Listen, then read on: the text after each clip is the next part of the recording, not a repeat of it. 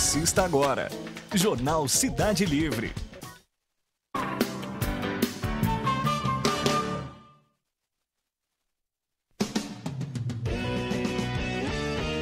EP Despachante. Referência há mais de 30 anos em Itapetininga e região. Oferece diversos serviços em um só lugar, sempre com agilidade e excelência no atendimento. Licenciamento, transferência, recurso de multa, defesa e renovação de CNH.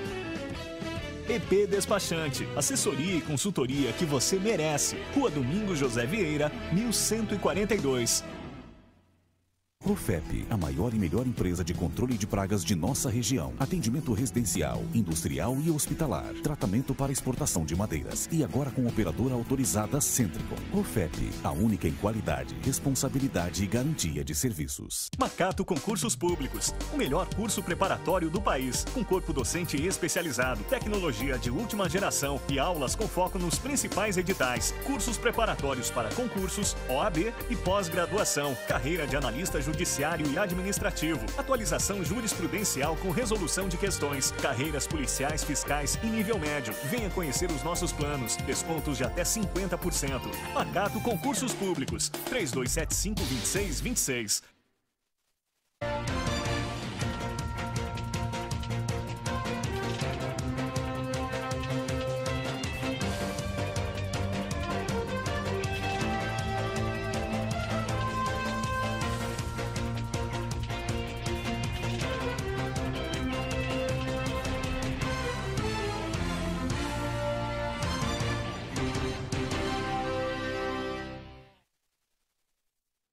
Boa noite, Itapetininga. Começa agora mais um Jornal Cidade Livre, ao vivo dos estúdios da TVI para o canal 99 da NET. Lembrando que o programa também é transmitido ao vivo pela internet aí para todo mundo, através do site www.tvitap.com.br, onde você pode participar, mandar sua sugestão, sua crítica e interagir aqui com o nosso programa. Hoje com dois ilustríssimos convidados, do meu lado direito aqui o professor Jovir. Professor, seja bem-vindo novamente.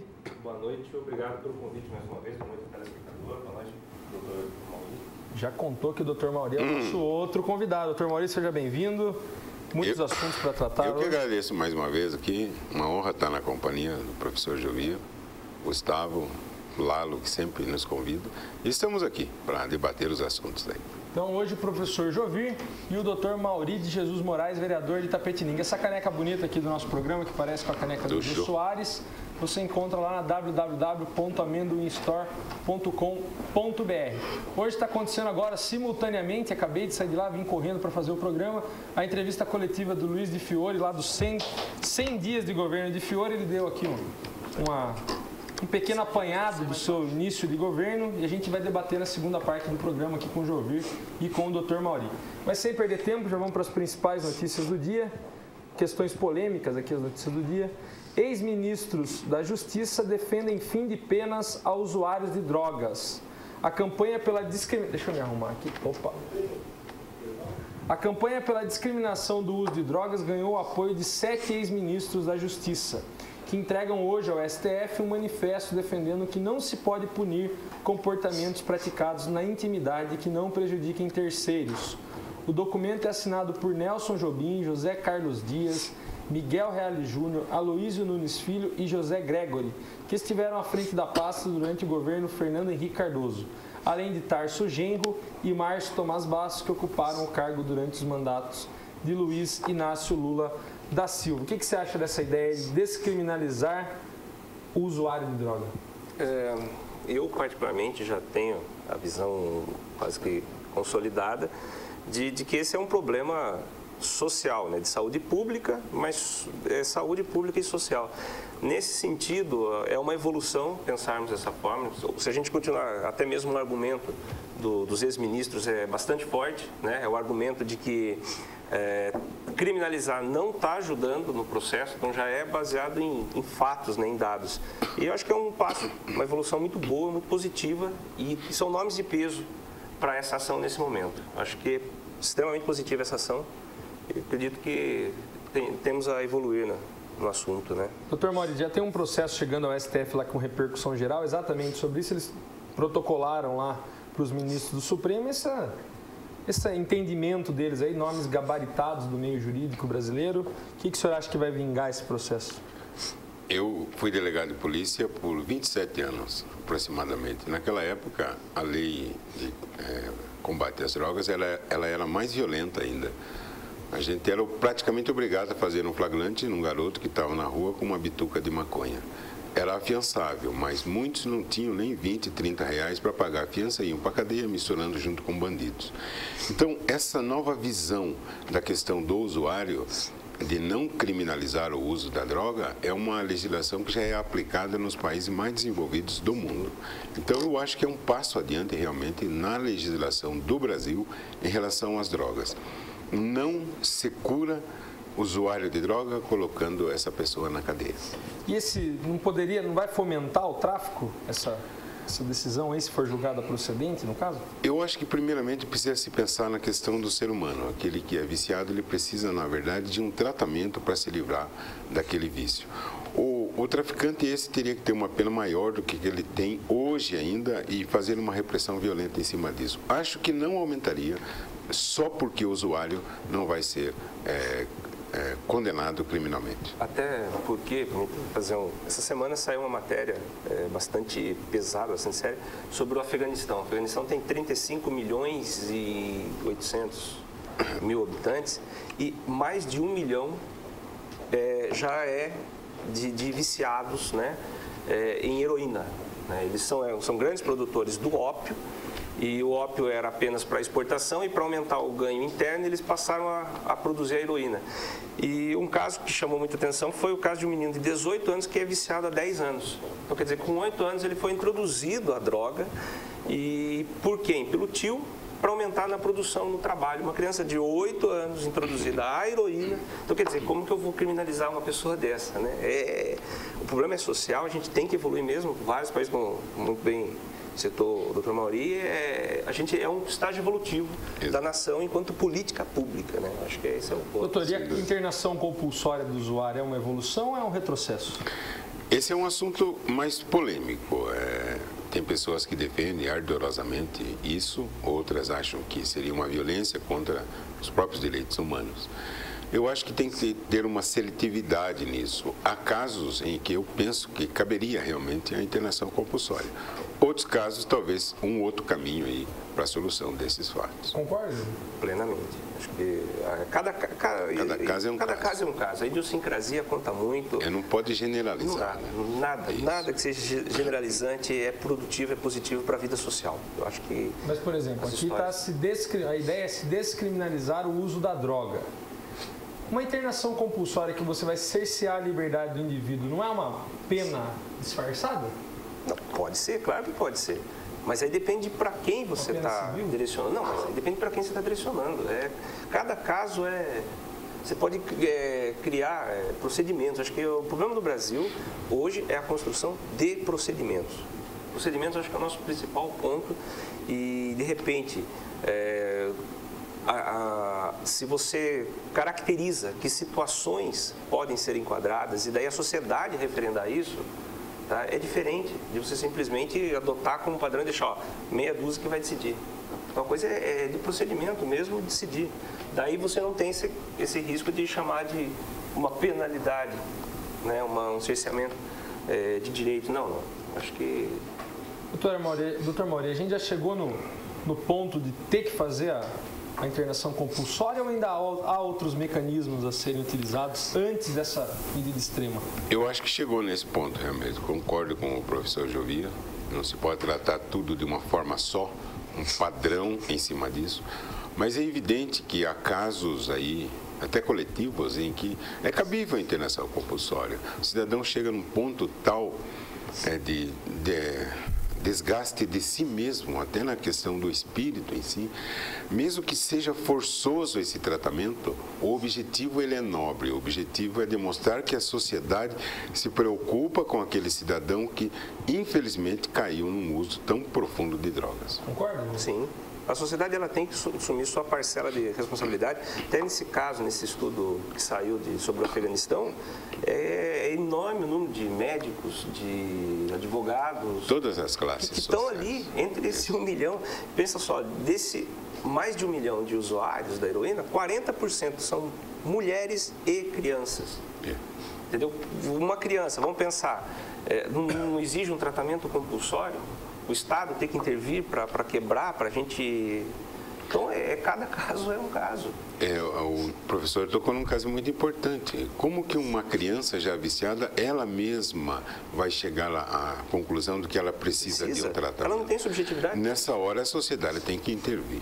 Doutor, o senhor como um estudante aí assíduo do direito, um profissional do direito há muito tempo, essa questão, o uso pretérito da droga já não é mais crime, não se pune o uso pretérito. Quem já usou... E no caso, e quem está portando para uso também deveria se descriminalizar a conduta? Alguns países limitam a quantidade do porte que é permitido para uso. Países como a Holanda, agora parece que o Uruguai também partiu para esse caminho. Mas eu acho que é um paliativo. Então, na Holanda se diz, se você porta até 15 gramas, você não está sujeito a uma repressão criminal. No outro país diz, só pode até 10 gramas ou 5 gramas.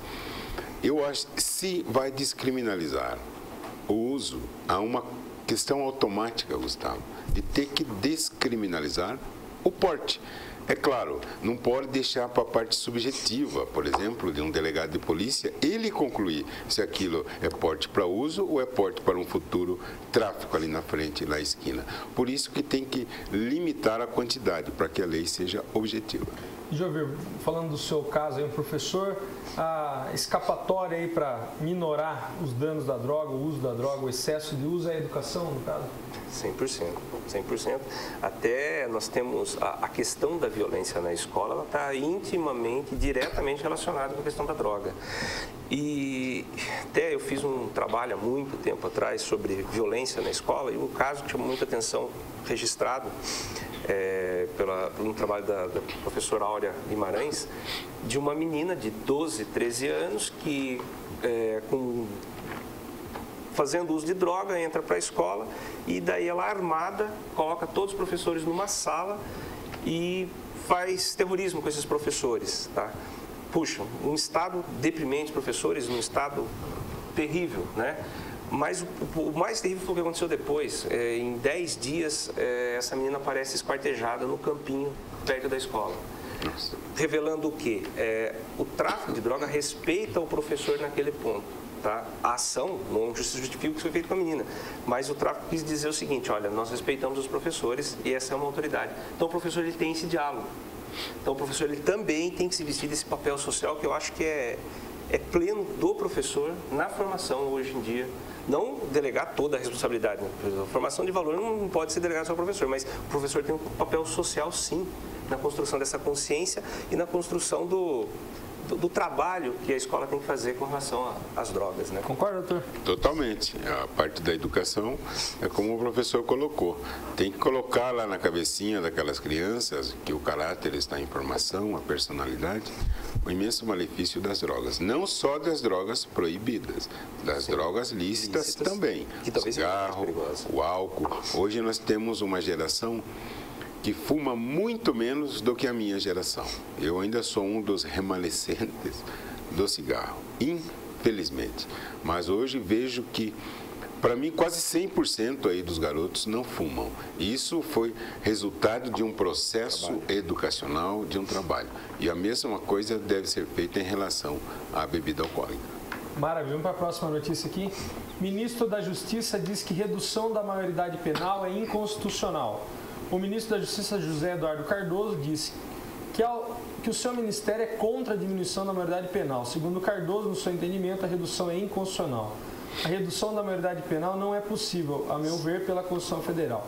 O ministro da Justiça tem uma posição contrária à redução. Em relação a outras propostas, eu vou me reservar o direito de analisá-las após o seu envio, disse, após participar esta tarde de uma audiência pública na Assembleia Legislativa de São Paulo sobre programas federais de segurança. O assunto aqui da redução da maioridade penal se tornou aflorado depois do caso lá de São Paulo, da Zona Leste, do menino Vitor, que foi assassinado por um menor, latrocínio, né? Foi roubo seguido de morte. E essa polêmica, Júlio? Isso vai dar muito pano para manga. O governador Geraldo Alckmin, parece que o PSDB protocolou no Congresso o pedido para redução, para aumentar a penalização do menor.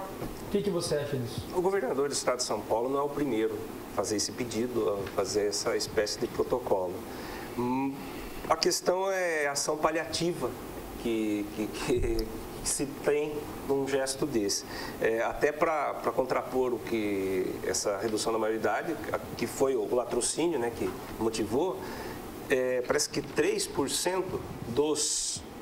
não sei se é 3%, 9%, mas é um número menor que 10%, são os casos de latrocínio entre aqueles que estão, são 3%, né, que estão na Fundação Casa. Isso. Então isso daí revela que não é esse ponto que é o nosso foco.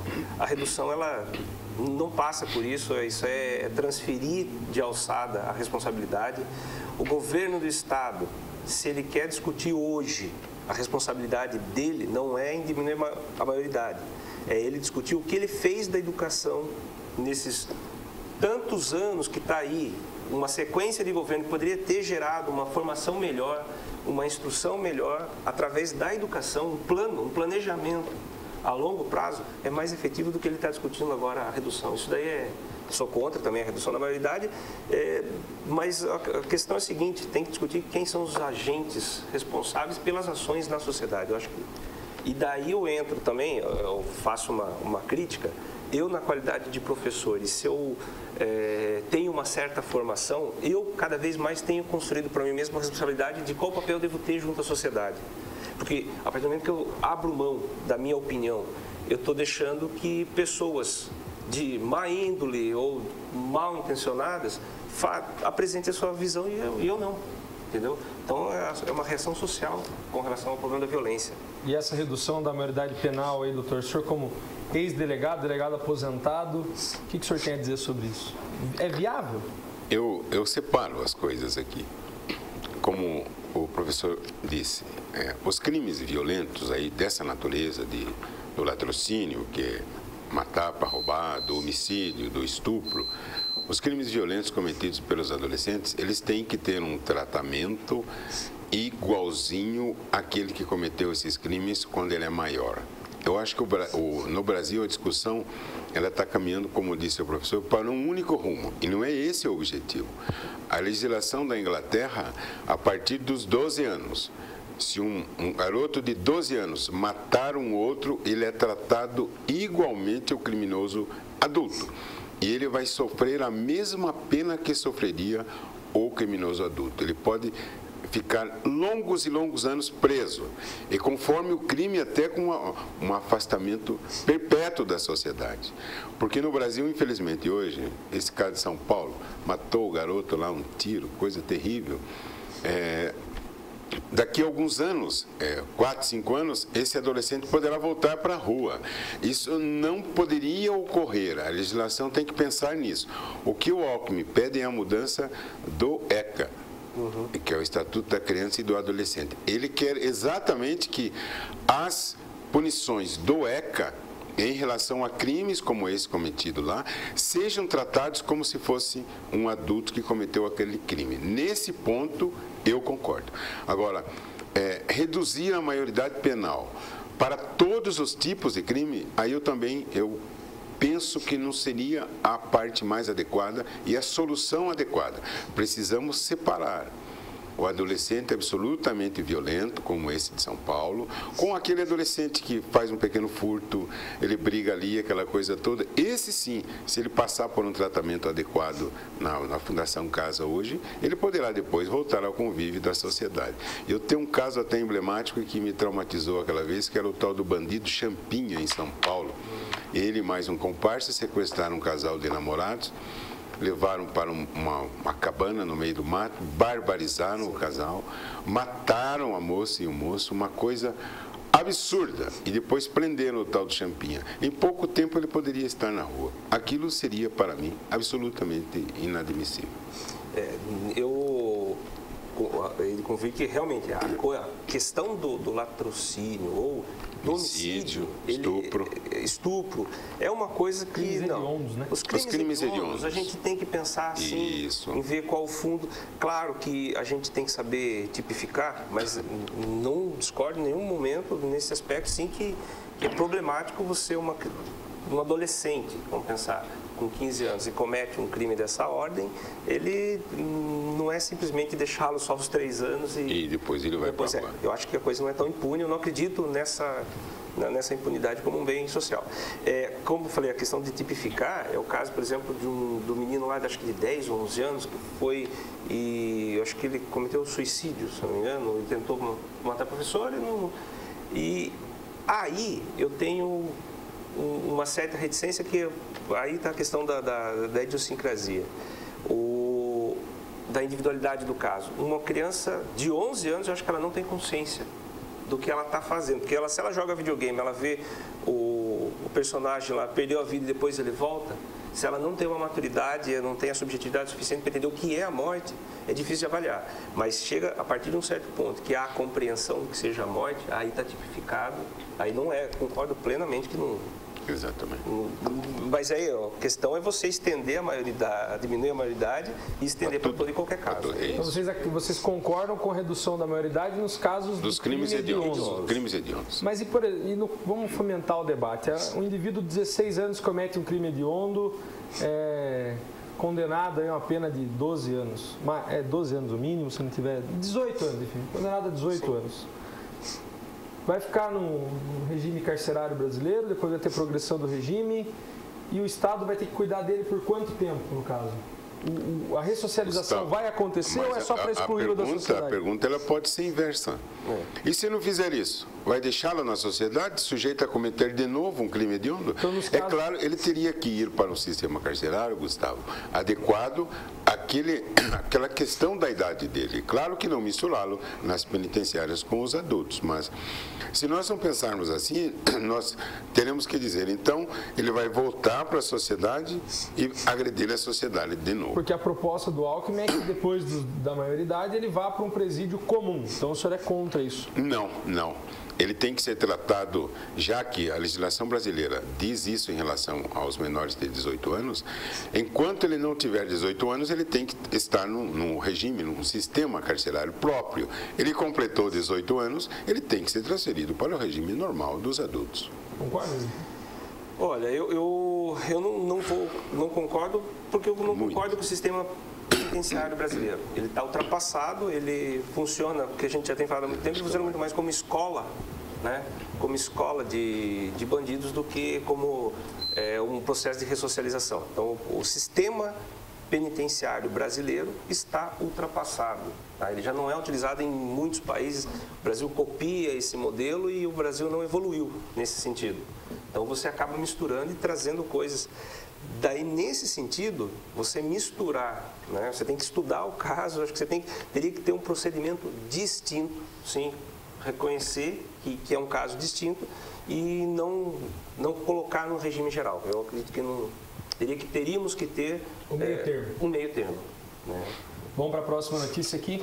FBI caça responsáveis por ato de terror na maratona de Boston. 2 bombas cheias de peças de metal explodiram no meio da multidão perto da linha de chegada da maratona de Boston, matando 3 pessoas e desencadeando uma caçada nesta terça-feira em busca dos responsáveis pelo ataque, que a Casa Branca disse que será tratado como um ato de terror. Autoridades disseram que mais de 100 pessoas ficaram feridas pelos dispositivos, que foram embalados com pólvora, rolamentos de esferas e estilhaços para maximizar os ferimentos das vítimas, de acordo com uma autoridade policial com conhecimento da investigação, que não quis ser identificado. É os Estados Unidos de novo sendo vítima de atentados terroristas? Ou é coisa deles mesmo?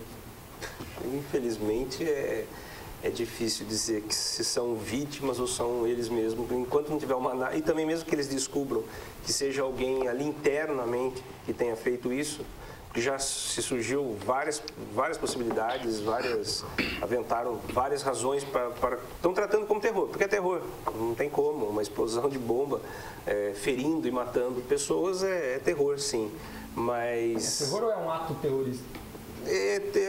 A priori é terror. Primeira teoria. Se vai ser um ato terrorista, a gente vai ter que ver a investigação, porque daí tem que ver. Você comete a ação da explosão, se tem um propósito de fundo terrorista que você quer, às vezes é só alguma coisa doideira da cabeça, pode ter alguém com distúrbio que descobriu que estava em panelas de pressão, parece uma coisa tipo, os artefatos, e já aventaram a possibilidade muito forte de ser alguma reivindicação com relação à discussão de armas nos Estados Unidos. Então, os Estados Unidos sempre vai ser palco, né? Por N razões, N motivos, questões históricas, questões de política pública mesmo, na forma como eles tratam. E às vezes até mesmo como muitos especialistas, muitos estudiosos norte-americanos aventaram não tirar totalmente a responsabilidade dos Estados Unidos nos atentados de 11 de setembro, né? Que alguns defendem que os Estados Unidos sabia, né? Teoria da conspiração. Doutor, eles sempre serão alvos? Eu acho que neste momento histórico, sim, os Estados Unidos é um império moderno, como foi o Império Romano, o Império Inglês. E imagine o trauma do povo americano, que aquele atentado nas Torres Gêmeas, no coração da América.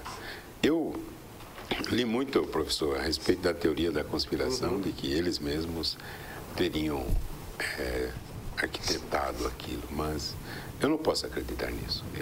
Como cristão, eu tenho que acreditar que aquilo não foi arquitetado daquela maneira, onde se morreram mais de 3.000 pessoas. Então, este caso agora aqui, aí de Boston, é Boston, né? Isso. Boston Maratona. É evidente para mim que é um absoluto ato de terrorismo. E o terror, ele busca o medo, o pânico. E isso causa o medo e o pânico. E como disseram autoridades americanas, mesmo que tenha sido o ato isolado de um americano maluco que bolou isso, não deixa de ser um ato de terrorismo. E eles estão lá sujeitos a isso a qualquer momento.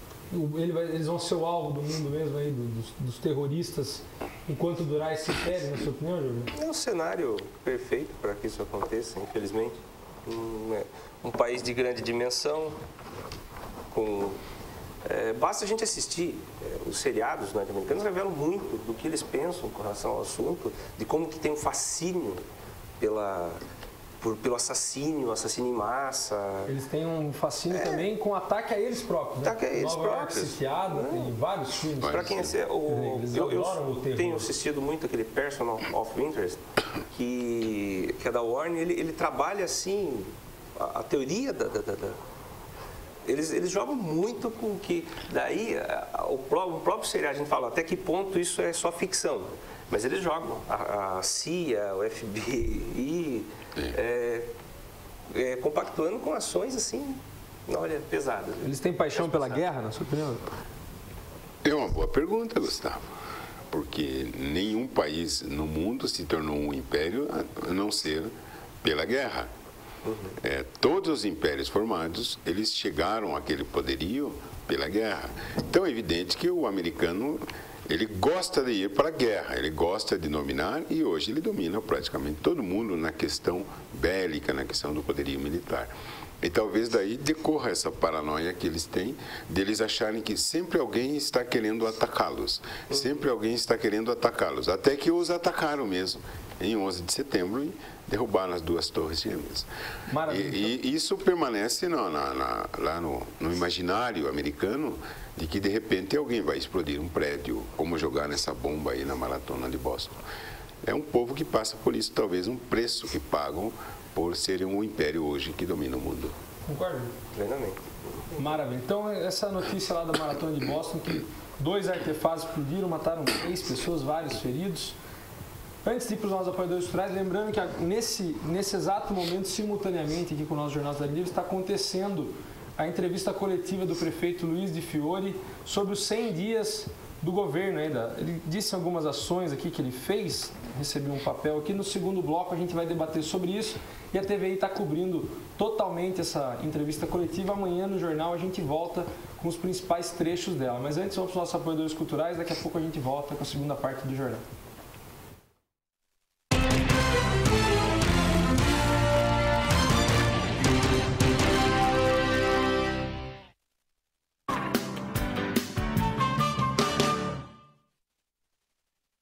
Macato Concursos Públicos, o melhor curso preparatório do país, com corpo docente especializado, tecnologia de última geração e aulas com foco nos principais editais, cursos preparatórios para concursos, OAB e pós-graduação, carreira de analista judiciário e administrativo, atualização jurisprudencial com resolução de questões, carreiras policiais, fiscais e nível médio. Venha conhecer os nossos planos, descontos de até 50%. Macato Concursos Públicos, 3275-2626. Profep, a maior e melhor empresa de controle de pragas de nossa região. Atendimento residencial, industrial e hospitalar. Tratamento para exportação de madeiras. E agora com operadora autorizada Centricon. Profep, a única em qualidade, responsabilidade e garantia de serviços. Você está assistindo Jornal Cidade Livre. EP Despachante, referência há mais de 30 anos em Itapetininga e região. Oferece diversos serviços em um só lugar, sempre com agilidade e excelência no atendimento. Licenciamento, transferência, recurso de multa, defesa e renovação de CNH. EP Despachante, assessoria e consultoria que você merece. Rua Domingos José Vieira, 1142.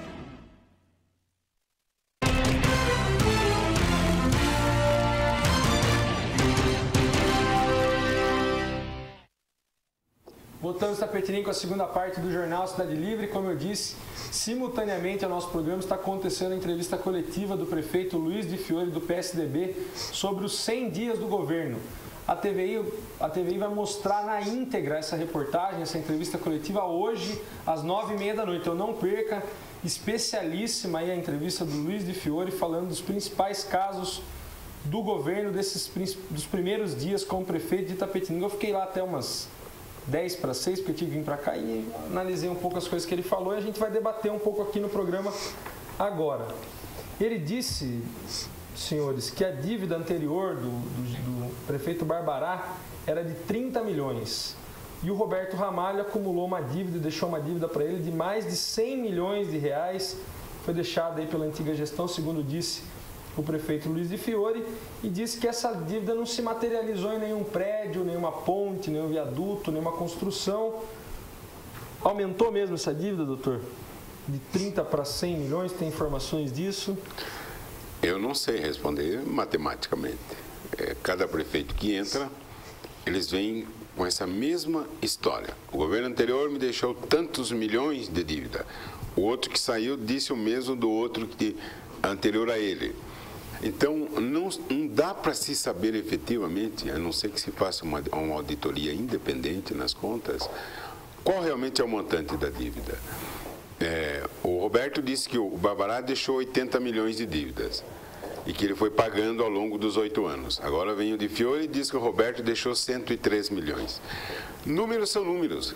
Qualquer prefeito pode falar qualquer número. Eu só aceitaria realmente esses números se eles viessem de uma auditoria absolutamente independente e não da boca de um prefeito que passou a ocupar a prefeitura substituindo o prefeito anterior. Ele discriminou a questão da dívida. Parece que a maior dívida de Itapetininga é do CEPREM, que é do Serviço de Previdência Municipal, às 9h30 hoje você vai conseguir ver aqui na TVI. Nós fizemos a lei que regulamentou a questão do CEPREM. A questão do CEPREM vem desde que foi criada a Previdência Municipal. Outros governos lá atrás chegaram a usar dinheiro que teria que repassar ao CEPREM em outras coisas. Inclusive, responderam judicialmente isso. O Roberto tentou, de qualquer maneira, normatizar isso e levar isso. Então, ele está colocando aí, como você falou, parece que 35 milhões? 32, parece. 32 milhões. Isso daí não é herança do governo anterior, é herança da Previdência Municipal, desde que o CEPREM foi criado. Jovir, se realmente for 100 milhões de reais, na verdade deve existir realmente essa dívida, só tem que saber quem é o pai da criança, no caso, né? É pagável? Pagável? Olha, a questão, falar em valores é subjetivo, né? Como o ilustre vereador já nos disse muito bem aí, Que a questão é a seguinte, se ela pode ser não de 100, ela pode ser de 80, mas já está se prevendo em aumentar em 20, ela pode ser de 50. Real hoje é de 100. Não, hoje. Mas ela é o que pode ser, ela pode ser dita como, aí ele pode dizer o que ele quiser. Ele poderia estar dizendo poderia dizer 150, 200 milhões.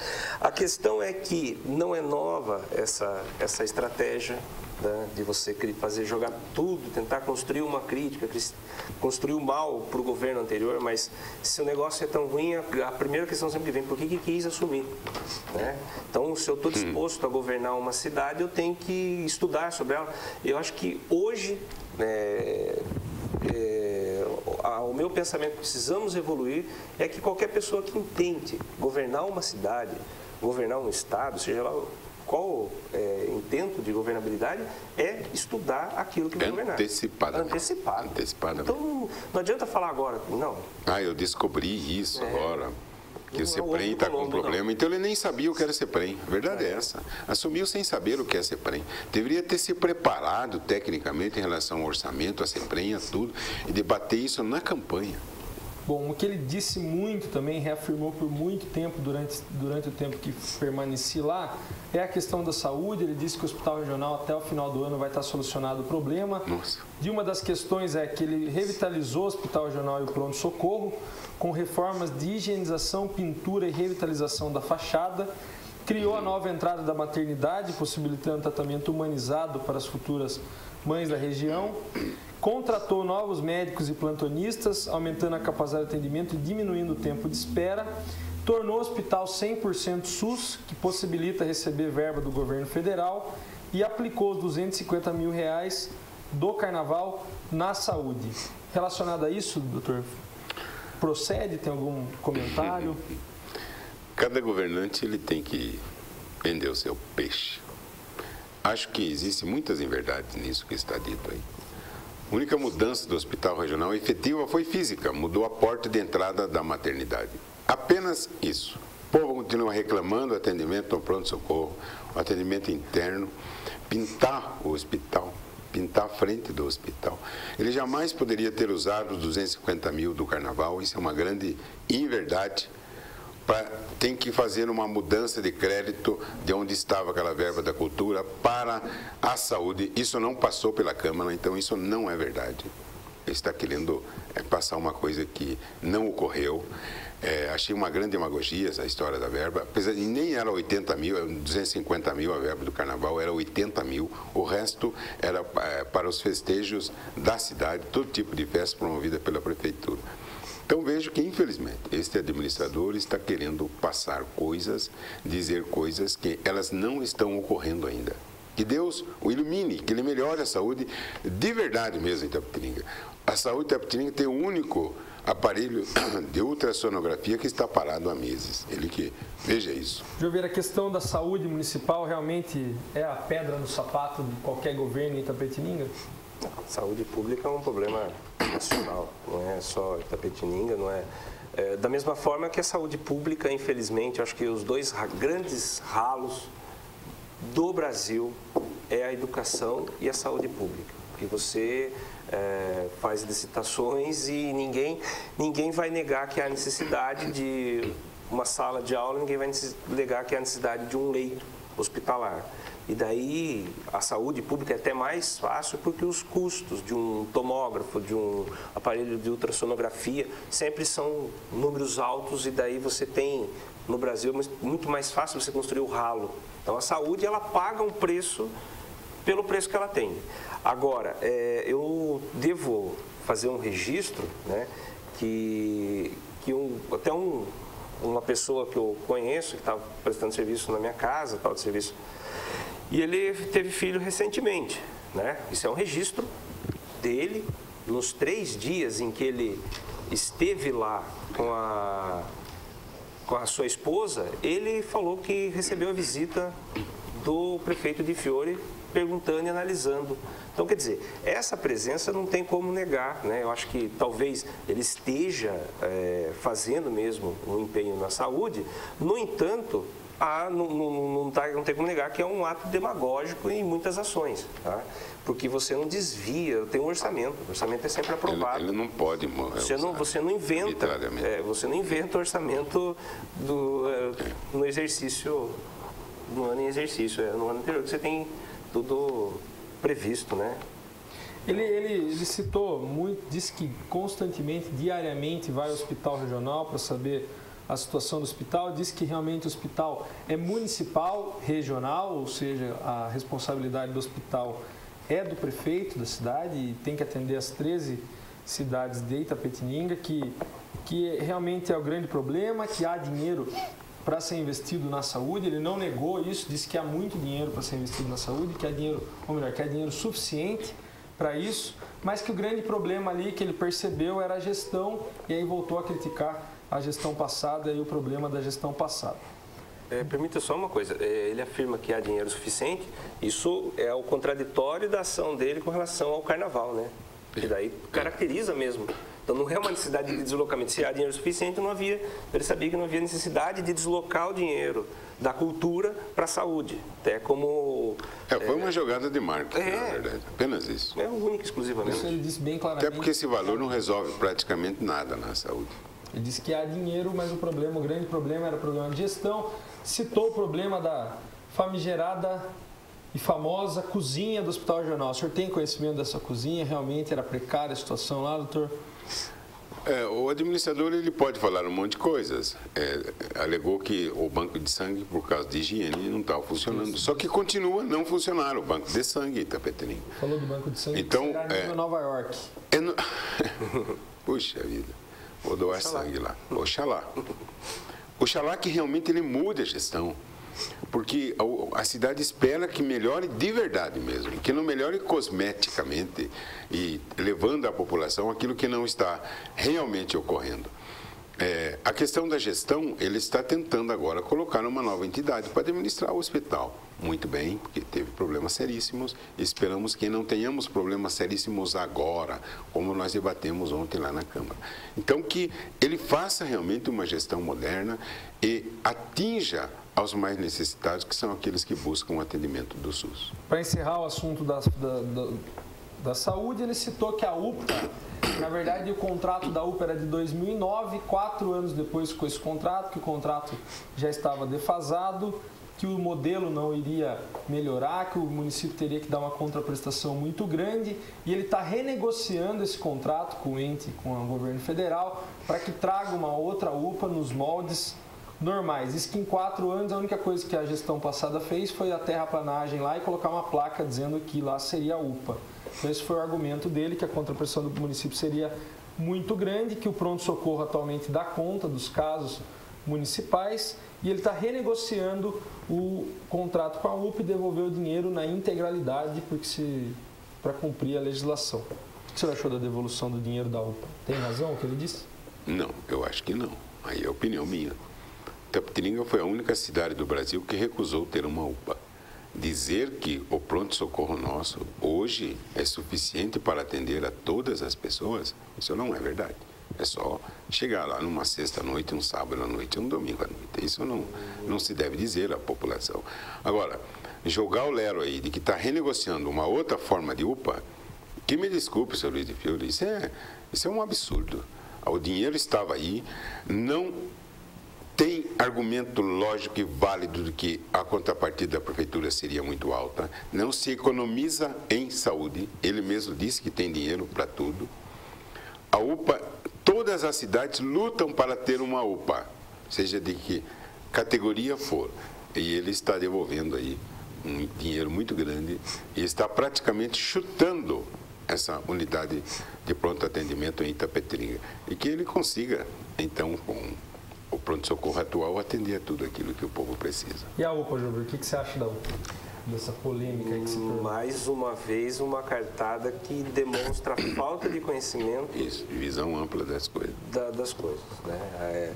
A coisa de você devolver simplesmente, se há algum problema, discute, mas não... Dentro daquilo, né? Desenvolve e discute, porque o governo federal, né, a entidade federal, não vai simplesmente um processo em andamento, ela não vai falar, viu, não, Não vamos discutir. Eu acho que é mais uma coisa que na política brasileira a gente tem que evoluir, tá? É urgente evoluir. Que se eu entrei e eu não era o meu partido, não era minha representabilidade que estava no governo anterior, não significa que eu vou taxar como inimigo, inimigo público, tudo que foi feito. E mesmo parar obras, né? Principalmente para obras, né? Claro que se você tem uma obra que você constata que realmente está superfaturada, mas se constata que ainda que ela seja de interesse público, revê o processo, chama a culpa para quem tem culpa, mas não desfaz aquilo que é de interesse público. Uma UPA não tem como negar que é de interesse mais do que majoritário da população de Itapetininga. Essa coisa de falar que o pronto-socorro dá conta, não dá conta. Isso aí é uma piada de mau gosto. De mau gosto, muito mau gosto. Feito com a população de Itapetininga. Então tem mais aqui a questão do desenvolvimento e do corte de gastos. Ele disse aqui que houve o corte de hora extra, né, que as horas extras que não eram cumpridas por funcionários municipais deixaram de ser pagas, reduzindo em cerca de 1 milhão a folha de pagamento. Agora a hora extra é paga para quem realmente trabalha. Então isso aqui é um documento da prefeitura. Anunciou a instalação da pedra fundamental da Caçulanda Batavos, que vai gerar um investimento de 100 milhões de reais. Anunciou a instalação da Toyota, primeira indústria de autopeça de Itapetininga, com investimento de 90 milhões de reais. Tinha dito que até a intermediação da relação da Toyota com a prefeitura foi também com a empresa Nishimbo, já que são japoneses, ajudaram aí. Talvez outra empresa japonesa venha instalar em Itapetininga. Regularizou os estabelecimentos sem alvará, que foi uma ação da fiscalização municipal. Verificou a situação das casas noturnas e similares, cumprindo a lei. E aí, o desenvolvimento e a redução do gasto público foi satisfatório nesses 100 primeiros dias? Eu não tenho os dados, é o que ele está afirmando. Só que ele está afirmando o óbvio, o lulante até.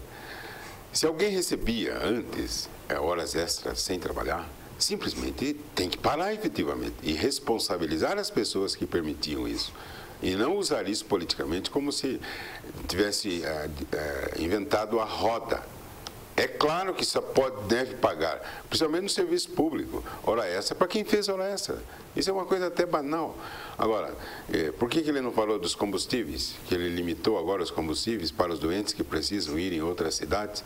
Ele está abordando os pontos em que ele acha que foram coisas fenomenais aí do empreendedor de Fiore. Não é isso que o povo está vendo na rua. Isso aí, em relação ao desenvolvimento e ao corte de verbas aí que ele disse excessiva. O que você acha disso? Nos 100 primeiros dias do governo foi satisfatório? Não, essa coisa das horas extras é uma coisa que inegável, que qualquer uma pessoa que tivesse um mínimo de discernimento teria que tomar uma atitude, qualquer governo, qualquer prefeito que entrasse e sem dúvida, realmente responsabilizar. Toda essa coisa, se esse valor é 100 milhões, existe a responsabilidade fiscal. Exato. Então tem que ser acionada. Não adianta ele falar e simplesmente jogar no subjetivismo. Toma atitude prática, responsabiliza. Agora, essa coisa de divulgar é o que se configurou no país do princípio recupero, né? Aquele vazamento de informação do recupero em 90 e alguma coisa. Eu me lembro disso. Que ele disse, antes de vazou a imagem dele falando, o que é bom a gente fatura, o que é ruim a gente esconde. Tá? E é isso daí. Ele não vai sair falando do corte de combustível ao mesmo tempo que há necessidade de pessoas irem ser atendidas nas cidades vizinhas, porque não tem atendimento que poderia e deveria e é necessário ter em Itapetininga. Exatamente. Em relação a esse caso aí, só para deixar claro, ele disse que as cirurgias eletivas não estão sendo realizadas porque o contrato é emergencial e não há previsão de fazer essas cirurgias, por isso que tem que aprovar logo para daí começar a fazer essas cirurgias eletivas aqui no município. Mas a íntegra dessa reportagem, estamos traçando alguns pontos e o documento oficial que a Prefeitura liberou para a gente, a íntegra da entrevista coletiva que acontece simultaneamente ao Jornal Cidade Livre, estará na TVI às 9h30 da noite, então entrevista coletiva ao vivo do Di Fiore hoje, 9h30 da noite aqui na TVI. O Dr. Mauri já disse que vai assistir Assisti tomando um vinho. Então, exatamente. Vamos para a próxima aqui. Ele disse que vai solucionar o lixo em Itapetininga e está fazendo licitação para transbordo do lixo, visando cumprir normas da CETESB, se adequando às condições, evitando multas de caráter ambiental. Sobre essa multa da CETESB, ele disse que paga 1 milhão por mês de multa da CETESB por causa de não ter o lixo em Itapetininga, que o lixão nas normas técnicas legais aí. Que aumentou o número de atendimentos do antigo CEAME, que agora é espaço da melhoridade, de 39 para 105 atendimentos por dia. O Poupa Tempo e também o Poupa Tempo do produtor rural, que é o projeto da Secretaria Estadual da Agricultura para atender os produtores rurais e facilitar a parte burocrática como emissão de guias e documentos. Itapetininga, então, será uma das sedes desse Poupa Tempo do produtor rural. E nessa questão de desburocratização, ele está conseguindo desburocratizar a prefeitura? Não, até agora, em termos práticos, não está parecendo que está fazendo isso. É o contrário até. Ele retirou a parte da tesouraria que tinha lá na prefeitura, vários atos aí, mesmo a questão do CEAME, ele disse que aumentou o atendimento. Ele pode ter aumentado o atendimento, mas o atendimento passou a ser periódico, apenas alguns dias da semana, senão ele não conseguiria de imediato fazer isso. Ele teria que ter explicado isso. Antes era a semana toda, agora são dias da semana por grupos de atendimento das pessoas da melhor idade. Mas, de qualquer maneira, ele está governando, ele está agora se mostrando, está vindo, e a cidade tem que torcer para que ele faça o melhor realmente e cuide bem da comunidade de Itapetininga. Mas algumas coisas, para mim, são absolutamente demagógicas. Joviro, a burocratização do serviço público, algumas pessoas falam burocratização, é um grande problema mesmo? É difícil lidar com isso, esse monte de papelada, esse monte de procedimento administrativo? Sim, eu tenho, não é a primeira vez que estou falando hoje, estou batendo muito nessa tecla da questão que o país, a gente tem que evoluir no que se refere à visão de política pública, de governabilidade. Enquanto nós não cairmos, que nós precisamos de conhecimento, nós precisamos de profissionalização em vários setores, de reconhecer que você não pode ficar ao jogo de coligação ou de venda de cargos para partido, porque tem cargos que são estratégicos, tá? Que precisam de bons profissionais que não podem estar sujeitos, mas isso é uma coisa de evolução do Brasil. Então, nesse sentido, a burocracia ela vai existir à medida que você não tem uma atitude profissional, uma atitude correta e objetiva, porque a gente já tem meios e formas hoje em dia. No Brasil, o fato o fórum não está totalmente se digitalizando, né? Então, vários setores da ação pública tá usando a informática e isso desburocratiza muita coisa, mas precisa de vontade e de profissionalismo. Sinceramente, é difícil fazer qualquer avaliação. Eu, particularmente, acho que é prematuro eu avaliar que o governo dele conseguiu fazer alguma coisa, porque ainda é sequela, ainda é mistura de água com o governo anterior, você nunca... Eu queria só voltar, professor, a questão das cirurgias que não estão sendo realizadas aí no hospital. São as cirurgias chamadas eletivas, aquelas que não são emergenciais. Uma pedrazinha lá na vesícula que vai fazendo, tratando, e daí pode aguardar para operar daqui 1 mês, 2 meses. O Ministério da Saúde liberou para Itapetininga 80 cirurgias eletivas por mês, pagando 1,5 vezes cada cirurgia para o médico e para o grupo de profissionais. No ano passado, essas cirurgias vão ser claros e justos aqui também. Elas já estavam também proibidas pelo secretário da Saúde anterior, correto? Então o SAS já não estava fazendo. Mesmo com a liberação agora, teve médico que foi à Santa Casa para tentar realizar essa cirurgia eletiva. Ele recebeu a notícia que o secretário da Saúde atual havia proibido a realização desse tipo de cirurgias. E agora ele dá a justificativa que isso não está previsto no contrato emergencial e que isso é proibido num contrato emergencial. Vou estudar isso a fundo. Agora, independente de ser proibido ou não, de estar ou não no contrato emergencial com esse instituto novo, Muitas cidades que se preocupam com seus munícipes de verdade na saúde, eles contratam equipes médicas para a realização dessas cirurgias eletivas. E aí essa equipe médica recebe o valor tabelado pelo SUS e a prefeitura entra com uma parte complementar para que realmente possa ser bem remunerado esse pessoal profissional que faz essas cirurgias. Nós, em Itapetininga, simplesmente regredimos na questão de cirurgias eletivas. Na época da Santa Casa, se fazia, em média, 10 operações por dia aqui em Itapetininga. Hoje, quem quiser operar aí uma pedra na vesícula, que não seja de emergência, pode, esse caso até ser, ele tem que se deslocar para outras cidades que realmente a prefeitura cuida dessa parte. Então, para mim, aí uma imensa desculpa. E se tem dinheiro, faça dessa maneira como as outras cidades fazem.